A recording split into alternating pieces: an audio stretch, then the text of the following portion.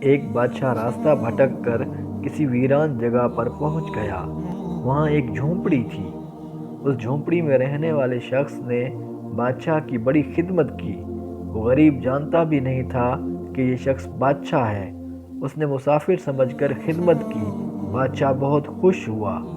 جب بادشاہ جانے لگا تو اس نے اپنی انگلی سے انگوٹھی اتاری اور کہا کہ تم مجھے نہیں جانتے ہو، میں بادشاہ ہوں۔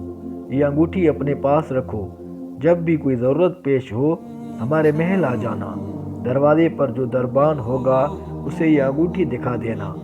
اگر ہم کسی بھی حالت میں ہوئے پھر بھی وہ ملاقات کروا دے گا۔ بادشاہ چلا گیا۔ کچھ دن بعد اسے کوئی صورت پیش آ گئی تو وہ دیہاتی محل کے دروازے پر پہنچا۔ دربان سے کہا کہ مجھے بادشاہ سے ملنا ہے۔ دربان نے اوپر سے نیچے تک اسے دیکھا۔ اس کی کیا اوقات ہے بادشاہ سے ملنے کی؟ کہنے لگا نہیں مل سکتے۔ اس دیہاتی شخص نے پھر وہ انگوٹھی دکھائی۔ جب دربان نے انگوٹھی دیکھی تو اس کی آنکھیں پھٹی کی پھٹی رہ گئی۔ یہ بادشاہ کی مہر لگانے والی انگوٹھی تھی۔ تو دربان کہنے لگا یہ آپ کے پاس کیسے آئی؟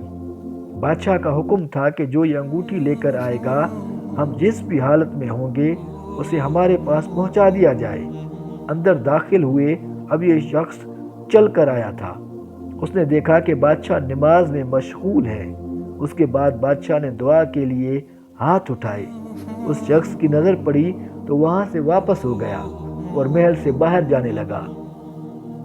دربان نے کہا اب مل تو لو۔ اس نے کہا بس اب نہیں ملنا۔ میں جس کام کے لیے آیا تھا وہ ہو گیا، اب واپس جانا ہے۔ تھوڑا سا دور گیا جب تک بادشاہ فارغ ہو گیا تو دربان نے کہا کہ ایک آدمی آیا تھا، یہاں تک آیا اور یہاں سے واپس ہو گیا۔ بادشاہ نے کہا فوراً لے آؤ اسے، وہ ہمارا محسن ہے۔ بادشاہ نے کہا آئے ہو تو ملے بغیر کیسے چلے گئے؟ اس شخص نے کہا بادشاہ سلامت، آپ نے کہا تھا کوئی ضرورت پیش آئے تو آ جانا، ہم ضرورت پوری کر دیں گے۔ مجھے ضرورت پیش آئی، میں آپ کے پاس آیا اور میں نے دیکھا آپ بھی کسی سے مانگ رہے تھے، اور میرے دل میں خیال آیا کہ بادشاہ جس سے مانگ رہا ہے کیوں نہ میں بھی اس سے مانگ لوں۔